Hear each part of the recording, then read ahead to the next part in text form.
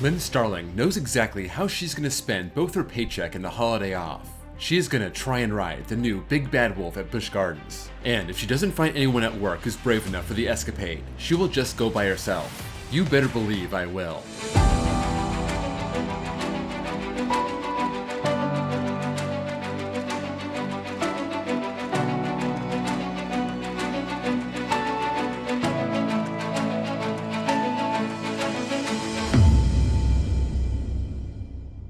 After Busch Gardens shut its gates for a solid but stagnant 1983 season, details started creeping out about their massive new project behind Oktoberfest. It would be a suspended coaster, cars under the track, swaying with the turns, and it was a closely guarded secret. The only other coaster of its kind was at Kings Island, and that had been plagued with problems since its opening in 1981. That prototype was built by Aero Hus, the Utah-based company that built Loch Ness Monster, but it wasn't them who would build this project. It was the West German company, Schwarzkopf. Having already built Glissade and Die Velkatze for the park, but never having built a coaster quite like this. However, early in 1983, Schwarzkopf went bankrupt, and by December, it was clear this would prevent the project from being on time. Anheuser-Busch Companies Incorporated canceled the project, forfeiting their $500,000 deposit, and the park was left wondering what to do next. In late February 1984, Aero Hus came to the rescue, agreeing to build their own version of a suspended coaster for the park, having made the proper adjustments from Kings Island's bat to make the model more sustainable. In March, the park made it official. Just in case you've been wondering about Busch Gardens' new ride this season, just in case, wonder no more. It's called the Big Bad Wolf. Imagine yourself alone in the woods, and then it happens.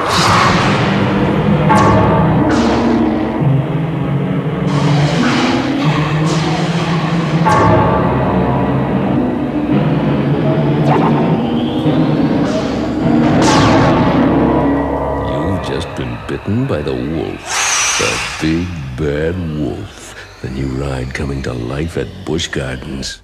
2,800 feet long, 48-mile-an-hour top speed, 2 drops, one of 50 feet, and the final one of 70 feet right into the Rhine River. This $6 million beast was set to open in June, even despite the late start, though the park did have to pay a $2,000 fine for starting construction without a building permit. This would include $1.5 million of scenery, including a simulated village and a train that weaves around. Speaking of the name, Big Bad Wolf, marketing director Ray Burscher said, "The name is part fairy tale and has instant name recognition.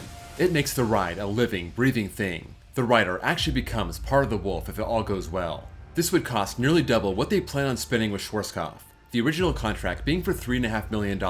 And of course, this would come along with another increase in ticket prices, up 45 cents to $13.95, the season pass price rising to $49.95. The park opened in early April, Big Bad Wolf still being 2 months away from being ready, so park guests were held over by performances from Merle Haggard and Anne Murray in the Royal Palace Theater, being able to pre-order tickets by mail, or at the Royal Palace's Theater's ticket booth inside the park, able to buy tickets the day of or within 30 days of the show. There would also be a 2-month festival called Gobelfest, featuring figurine artists, lectures, and exhibits, all leading up to the grand opening of Big Bad Wolf in the last week of June.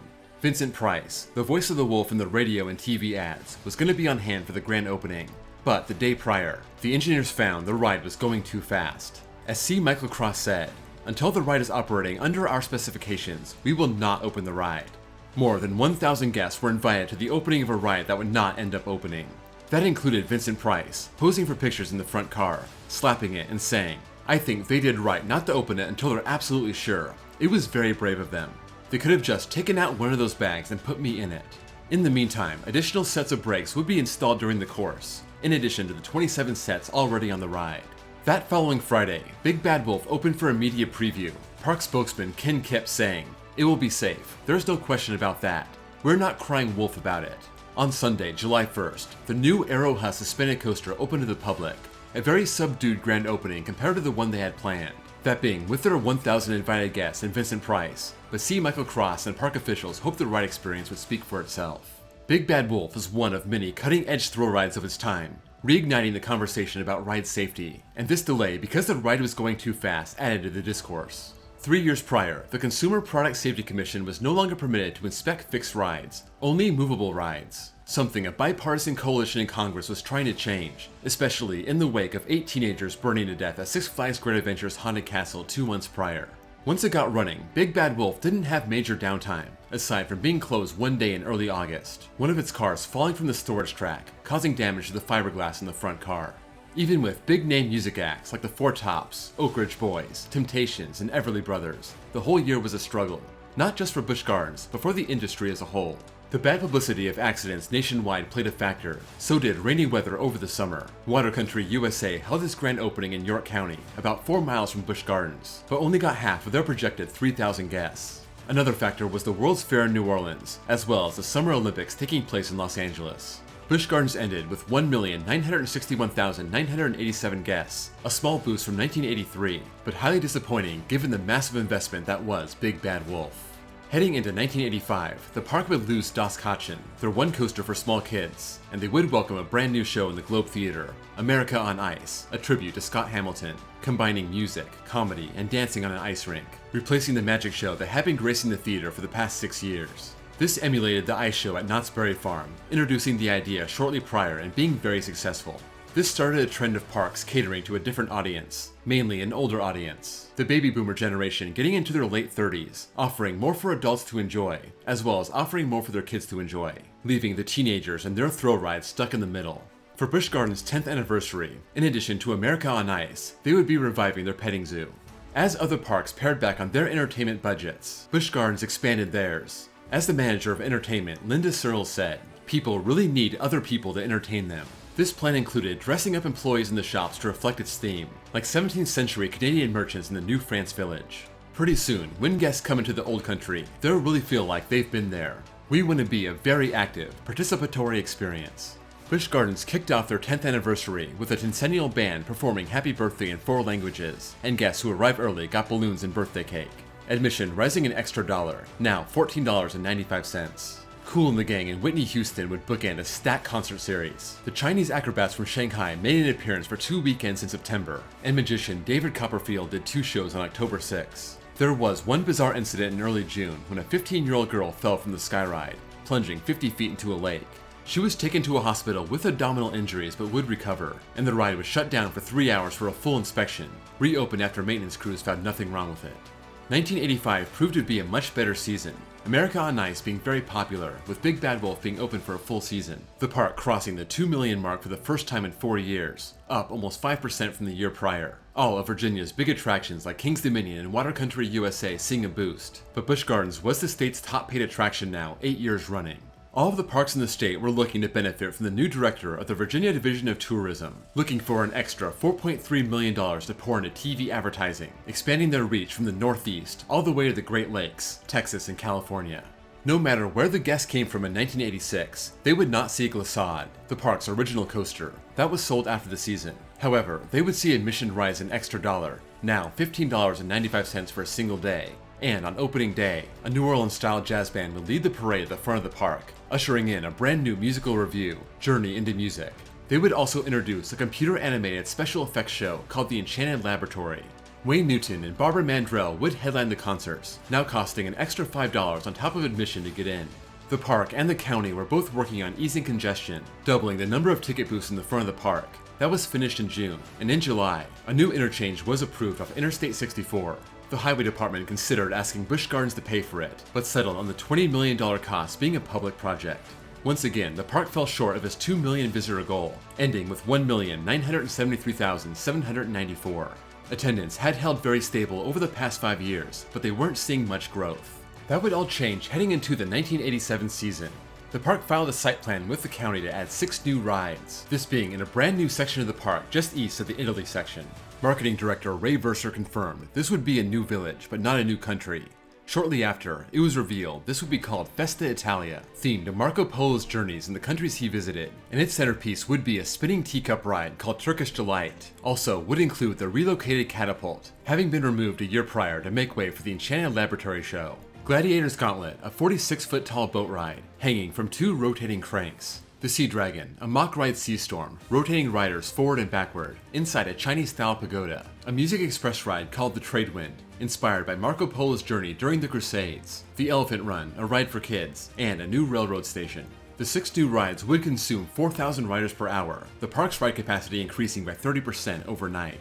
This decision was based off guest comments. By 1987, many of them wanted new rides. In addition to Festa Italia, guests could pay an extra $4 and see headline acts like the Commodores, Natalie Cole, and James Brown, and a new 40-minute musical review in the Globe Theater called Sing Out America, showcasing songs about America and songs written by Americans. All these additions would raise the admission price by just $1, but in the end they still ended up behind their 1986 numbers, 1,941,000 in total, falling behind King's Dominion, which just hit the 2 million mark.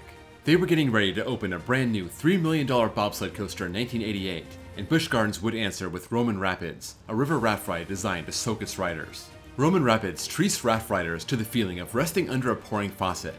They get wetter than the month of April.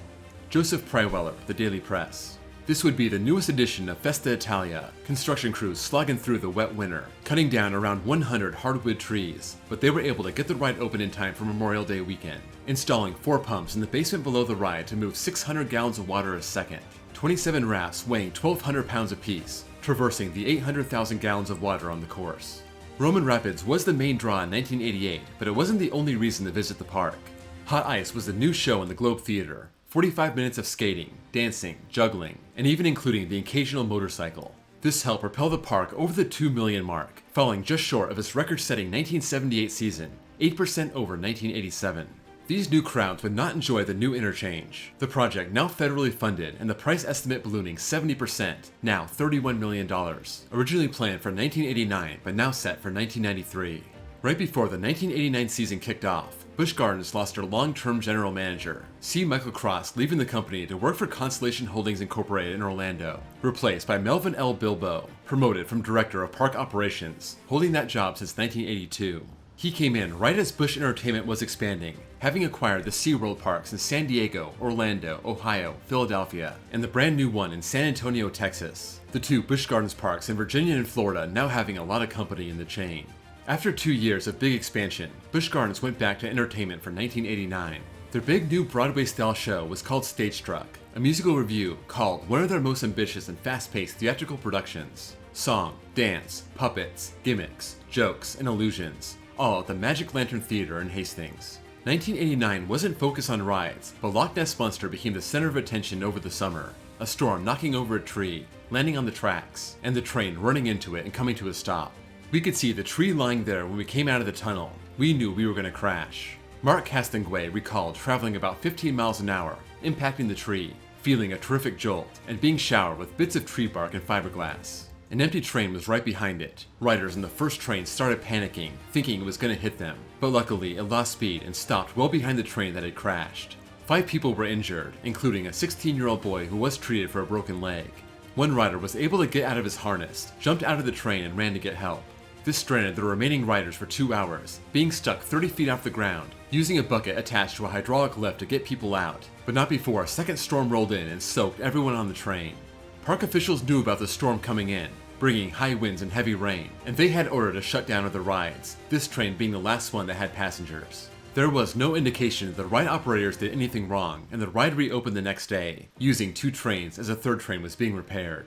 It was the only incident of its kind in the park's 15-year history, and one woman on the train successfully sued the park for $250,000 4 years later. 3 months after this incident, a 21-year-old maintenance worker was injured while inspecting Loch Ness Monster, falling 30 feet from a catwalk. Despite these mishaps, Busch Gardens ended the season with over 2 million visitors once again, Melvin Bilbo attributing the sustained success to the rapid expansion in the last couple years, plus Stage Struck being very popular, and they would roll that success into the 90s, introducing Questor, a motion simulator in the Hastings section of the park, depicting a fast-paced fantasy adventure, pairing that with 10 major acts from April through October, including John Denver, Reba McEntire, and George Strait. A new show in the Italian section of the park called Bel Canto Italiano was another big draw, and a large wooden pipe organ from the Black Forest region of Germany in 1910 would arrive from the Fest House. It would now cost $20.95 to get in for a day, or $59.95 for a whole year. In mid-June, Bob Saget of America's Funniest Home Videos was invited to open Questor. Park guests lined up outside the castle facade, and it was not for the weak of stomach.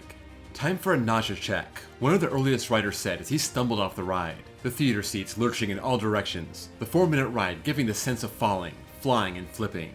We wanted a ride that an entire family could experience. It's an added dimension, not only to our park, but to theme parks in general. Joseph Pesci, Anheuser-Busch Corporate Director of Entertainment. Hydraulic legs under the floor controlled the movement, ride operators controlling it manually with a joystick. The plan was later to have it computerized. By the end of the year, despite a sluggish economy and a rainy season, Busch Gardens drew just over 2 million once again, park officials crediting Questor for lifting them past their outside challenges. 1990 would be Melvin Bilbo's final full season, accepting a position as VP of Marketing and Product Development for the Busch Entertainment Corporation, only serving 2 seasons at the helm, replaced with Keith M. Kaysen, coming over from SeaWorld Orlando, serving as VP of Operations. 1991 would be a slower year, having a full concert series headlined by Garth Brooks, and taking advantage of Questor's dynamic nature, changing the ride experience to give riders something brand new without investing in a new ride. Alwyn, the 800-year-old gnome, serves as Questor's pilot as you search for the magic Crystal of Zed. Engineers spent 2 weeks redesigning the ride system, syncing the movements to the new film and soundtrack. The new Questor experience was nice, but Busch Gardens needed to do more. King's Dominion was coming off a big season with their new multi-looping coaster, Anaconda, starting with a 144-foot drop into an underwater tunnel, then flying into 4 inversions. This was a creation of Aerodynamics, formerly Aero Hus, the same company that gave Busch Gardens their 2 marquee coasters. They would look to Aero once again for their next big addition, one that was meant to shake the coaster world, and it would go down in history, just for all the wrong reasons.